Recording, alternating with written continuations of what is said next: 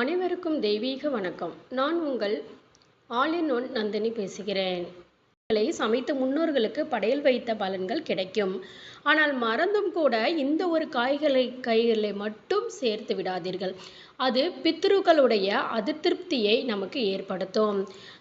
சேர்க்க வேண்டிய காய்கறிகள் என்ன, தவிர்க்க வேண்டிய காய்கறிகள் என்ன அப்படிங்கிறத பற்றி தெரிஞ்சுக்கலாம். வரும் மகாலய அமாவாசை முன்னிட்டு சிறப்பு பதிவை நம்ம அப்லோட் பண்ணிட்டு இருக்கோம். பணவசியத்தை ஏற்படுத்தக்கூடிய கண்திருஷ்டியை நீக்கக்கூடிய அற்புதமான தந்திரம். அந்த பதிவை பார்க்காதவங்களும் கண்டிப்பாக இனிமேட்டு பாருங்கள், மிஸ் பண்ணிடாதீங்க. நீங்கள் இதான் ஃபஸ்ட் டைம் நம்ம சேனலை பார்க்குறீங்கன்னா மறக்காமல் சப்ஸ்கிரைப் பண்ணிக்கோங்க. ஆற்றல் வாய்ந்த இந்த மகாலய அமாவாசையை முன்னிட்டு இன்னும் நிறைய சிறப்பு பதிவுகள் அப்லோடு பண்ண போகிறோம். அதையெல்லாம் மிஸ் பண்ணாமல் பார்க்குறதுக்கு நம்ம சேனலை சப்ஸ்கிரைப் பண்ணி பக்கத்தில் இருக்கக்கூடிய பெல் சிம்பிளை ப்ரெஸ் பண்ணிக்கோங்க.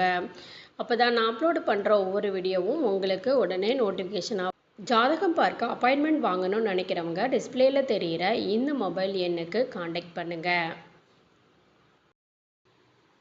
இன்றைக்கி பதிவில் போகலாங்க. பொதுவாக அமாவாசை அன்னைக்கு சில காய்கறிகளை சமைக்கக்கூடாதுன்னு சாஸ்திரங்களில் சொல்லியிருக்காங்க. நம்ம சேனலில் கூட இதற்கு முன்னாடி இது போன்ற பதிவை பார்த்துருக்கோம். இருந்தாலும் இப்போ வரப்போகிற மகாலய அமாவாசை இருக்கிறதுனால இந்த பதிவை திரும்பவும் நான் உங்களுக்கு சொல்கிறேங்க. அமாவாசைனாலே அது பித்திருக்களுக்கு, அதாவது முன்னோர்களுக்கு உகந்தது அந்த நாள். இதில் நோட் பண்ண வேண்டிய ரொம்ப ரொம்ப முக்கியமான விஷயம் என்னன்னு பார்த்தீங்கன்னா, இப்போ நம்ம சமைக்கக்கூடிய காய்கறிகள் சிலவற்றை பார்க்க போகிறோம். அந்த காய்கறிகள் உங்கள் வீட்டில் இருந்தது அப்படின்னா முன்னோர்களுக்கு பிடித்தமான காய்கறிகள் இருக்கலாம். ஸோ அவங்களுக்கு பிடித்தமான அந்த காய்கறிகளை நம்ம சமைச்சு கொடுக்கறது அப்படின்னா பார்த்திங்கன்னா நம்ம அவங்களுடைய ஆசீர்வாதத்தை பெறலாம்.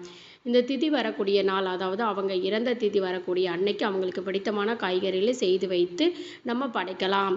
ஆனால் அமாவாசை அப்படிங்கிறது நம்முடைய அனைத்து இறந்து போனவர்களுடைய நம்முடைய வீட்டிற்கு வருவாங்க. வரக்கூடிய நாள், அந்த நாளில் காய்கறிகள் எது சமைக்கக்கூடாது அப்படின்னு சாஸ்திரங்கள் நமக்கு தெளிவாக கொடுத்துருக்காங்க. அதை பற்றி தான் இப்போ நம்ம பார்க்க போகிறோங்க. அமாவாசை அப்படிங்கிறது சமைக்கக்கூடியவற்றை கட்டாயமாக காகத்திற்கு வைப்பது வழக்கம். நிறைய அதையும் நீங்கள் ஃபாலோ பண்ணுவீங்க. அப்படி வைத்தால் மட்டும்தாங்க பலன்களை நமக்கு கொடுக்கும். சில ஊரில் பார்த்தோம்னா காகங்களே வருவதில்லை சொல்கிறாங்க. அப்படிப்பட்டவங்க வீட்டில் நீங்கள் முன்னோர்களுக்கு படையலை வைத்ததுக்கு பிறகு ஒரு சின்ன பாத்திரத்தில் தண்ணீர் நீங்கள் எடுத்துக்கோங்க. சுத்தமான நல்ல தண்ணி பிடிச்சிக்கோங்க. அதில் 2 பருக்கை சாதத்தை மட்டும் நீங்கள் போடணும். அதாவது இலையில் நீங்கள் படையலாக வைத்த அந்த சாதத்தில் 2 பருக்கையை மட்டும் தண்ணீரில் போடுங்க. சர்வம் கிருஷ்ணார்ப்பணம், சர்வம் கங்கார்ப்பணம் 3 முறை நம்ம சொல்லணும். 15 நிமிடங்களுக்கு பிறகு அந்த தண்ணீரை நீங்கள் வீட்டுக்கு வெளியே ஊற்றிடுங்க. செடிகள், புதர்கள், மணல் போன்ற பகுதி அல்லது வீட்டின் மாடியில் அந்த தண்ணீரை நீங்கள் ஊற்றிடுங்க. அந்த தண்ணீரில் காய்கறி எல்லாம் நம்ம போடணும்னு கிடையாது. காக்கைக்கு மட்டும்தான் நாம் சமைத்த எல்லாவற்றையும் வைக்கணுமானால் தண்ணீருக்கு போடும்போது 2 பருக்கை சாதத்தை மட்டும் போட்டால் போதும். அது பூரணத்துக்கும் ஆகிவிடும். சரி வாங்க, அமாவாசை அன்னைக்கு சமைக்கக்கூடாத காய்கள் என்னென்ன அப்படிங்கிறத ஃபஸ்ட்டு தெரிஞ்சுக்கலாம். முதலாவது முட்டைக்கோஸ், நூக்கல், முள்ளங்கி, கீரை. ஆனால் கீரை வகைகள் பார்த்தோம்னா அகத்திக்கீரையை அன்றைய தினம் செய்யலாம். அடுத்தபடியாக பீன்ஸு, உருளைக்கிழங்கு, கேரட்டு, கத்திரிக்காய், வெண்டைக்காய், காலிஃப்ளவர், ப்ரக்கோலி, பட்டாணி, வெங்காயம், சௌசௌ, கத்திரிக்காய், முருங்கைக்காய், சுரைக்காய், கோவக்காய், பீட்ரூட், பச்சை மிளகாய். இதில் இன்னொரு முக்கியமான விஷயம், வெங்காயம் எல்லாம் நம்ம சொல்லி இருக்கோம். ஸோ வெங்காயம் இல்லாமல் சமைக்க முடியுமான்னு சந்தேகம் வரலாம். வெங்காயத்தை நீங்கள் கொஞ்சம் ஆட் பண்ணிக்கோங்க. ஃபுல்லாக தவிர்க்கணும்னு கட்டாயம் கிடையாது. அவரைக்காய், புடலங்காய், வாழைக்காய், சர்க்கரை வள்ளிக்கிழங்கு, சேனைக்கிழங்கு, சேப்பங்கிழங்கு, பிரண்டை, பாகற்காய், மாங்காய், இஞ்சி, நெல்லிக்காய், பாகற்காய், மிளகு, கறிவேப்பிலை, பாசிப்பருப்பு, உளுந்தம்பருப்பு, கோதுமை, வெல்லம், வெள்ளை பூசணிக்காய், மஞ்சள் பூசணிக்காய். இப்போ நம்ம பார்த்த காய்கறிகள் தாராளமாக நீங்கள் சமைக்கலாம். அது முன்னோர்களுக்கு ஆசீர்வாதத்தை பரிபூர்ணமாக நமக்கு பெற்றுக் கொடுக்கும். சரிங்க, இப்போ நம்ம பார்த்த சமைக்க வேண்டிய காய்கறிகளில் மிக மிக முக்கியமான ஒரு காய்கறி என்னன்னு பார்த்தோம்னா அது வாழைக்காய். இதற்கு என்ன காரணம்னு பார்த்தோம்னா, பொதுவாகவே சாஸ்திரங்களில் பித்திருக்களுடைய வழிபாடு, அதாவது முன்னோர்களுடைய வழிபாடு நம்முடைய குடும்பத்தை வாழையடி வாழையாக வாழ வைக்கும் அப்படிங்கிறது ஐதீகம். அதனால தாங்க அமாவாசை அன்று முன்னோர்களுக்கு வாழைக்காய் அல்லது வாழைத்தண்டு, வாழைப்பூ செய்வது மிக மிக விசேஷம். இதற்கு அடுத்தபடியாக பலாக்காய். பாகற்காய், பிரண்டை இந்த 3 காய்கறிகளும் மிக மிக முக்கியமானதுங்க. திரும்பவும் சொல்கிறாங்க, பாகற்காய் கசப்பான பொருள், அதை அமாவாசை அன்னைக்கு செய்யலாமா, முன்னோர்களுக்கு வைக்கலாமா, சந்தேகம் உங்களுக்கு வேண்டாம். இவை அனைத்தும் சாஸ்திரங்களிலிருந்து எடுக்கப்பட்டது. இது இன்று நேற்றைய வழக்கம் கிடையாதுங்க. புராணங்களில் பார்த்தோம்னா கூட இதற்கு ஒரு இருக்குது. முனிவர்கள் பற்றி உங்கள் நிறைய பேருக்கு தெரிந்திருக்கும். அவருடைய வீட்டில் அமாவாசை தர்ப்பணத்திற்காக விஸ்வாமித்திரரை அவர் அழைத்திருந்தார். வீட்டுக்கு வந்த விஸ்வாமித்தர் அன்றைய தினம் இந்த சித்தர்கள் அதாவது தர்ப்பணத்திற்கு 1000 காய்கறிகளை படையலாக வைக்கணும்னு வசிஷ்டர் கிட்ட சொல்கிறாரு. இதை கேட்ட வசிஷ்டருடைய மனைவி அருந்ததி அப்படியே நான் செஞ்சு வைக்கிறேன்னு பணிவுடன் சொல்கிறாங்க.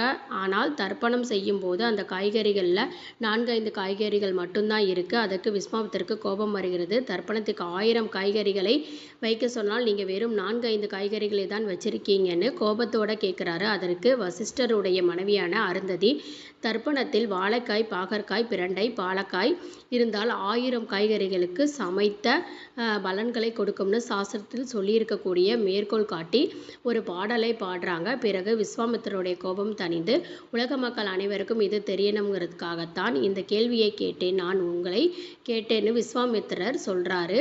இது எவ்வளவு பழமையாக வழக்கம்னு தெரிஞ்சுக்கோங்க. அன்னைக்கு பித்திருக்களுக்கு இப்போ நம்ம பார்த்த காய்கறிகளை பித்திருக்களுடைய ஆசீர்வாதம் தீர்க்கமாக நம்முடைய குடும்பத்துக்கு கிடைக்கணும் அப்படின்னா அவ்வளவு தாங்க. இதை சமைச்சாலே போதும், கண்டிப்பாக உங்களுக்கு பித்திருக்களுடைய ஆசீர்வாதம் அப்படிங்கிறது கிடைக்கும். அதனால தான் நிறைய வீடுகளில் பார்த்திங்கன்னா வாழைக்காய் பஜ்ஜி செய்வாங்க. அதே மாதிரி வாழைக்காயில் பொரியல் செய்வாங்க. வாழைப்பூவில் அவங்க பாசி பருப்பு போட்டு அது ஒரு மாதிரி கூட்டு மாட்டை வைப்பாங்க. இந்த மாதிரியான சில விஷயங்களை பண்ணுறதுக்கான காரணமும் இதுதாங்க. கண்டிப்பாக நீங்களும் இந்த மாதிரியான சமையலை மாற்றுங்க. நம்ம நிறைய பேர் நினைக்கிறது என்னென்னா, நான் ஒவ்வொரு அமாவாசையும் விடாமல் முன்னோர்களை வழிபடுறேன், ஆனால் என்னுடைய கஷ்டம் மட்டும் தீரவே மாட்டேங்குது அப்படின்னு நினைப்பாங்க. ஆனால் நம்ம செய்யக்கூடிய சின்ன விஷயம் கூட அவங்களுடைய கோபத்துக்கு ஆளாயிடும். அதனால கூட நமக்கு என்னாகும் அப்படின்னா அவங்களுடைய ஆசீர்வாதம் நமக்கு கிடைக்காம போயிடுது. அவங்களுடைய ஆசீர்வாதம் முழுமையாக கிடைக்கணும்னு விருப்பப்பட்டீங்கன்னா இப்போ நான் சொன்ன சமைக்கலாங்கிற காய்கறிகளை மறக்காமல் உங்கள் உணவில் சேர்த்து சமைங்க. அதுக்கப்புறம் பாருங்கள், உங்கள் வாழ்க்கையில் சின்ன சின்ன மாற்றங்கள் வரும். அதே மாதிரி உங்களால் முடிஞ்சதுன்னா அன்னைக்கு ஒருத்தராவது வீட்டுக்கு அழைச்சி அன்னதானம் போடுங்க. அதாவது ஏழை எளியவங்க இருக்காங்க இல்லைங்களா, அவங்கள அழைச்சி அன்னதானம் போடுங்க. இல்லை அப்படின்னா கடையில் வாங்கியாச்சு அவங்களுக்கு கொண்டுட்டு போய் அன்னதானம் ஒரு 2 பேர்த்துக்காச்சும் பண்ணுங்கள். கண்டிப்பாக நல்ல ஒரு மாற்றம் அப்படிங்கிறது உங்கள் வாழ்க்கையில் கிடைக்கும், நடக்கும் அப்படிங்கிறதுல எந்தவித சந்தேகமுமே இல்லை. இந்த வீடியோ உங்களுக்கு பிடிச்சிருந்துச்சுன்னா வீடியோவை லைக் பண்ணிக்கோங்க, சேனலை சப்ஸ்கிரைப் பண்ணிக்கோங்க, சப்போர்ட் பண்ணுங்கள் ஃப்ரெண்ட்ஸ். நன்றி.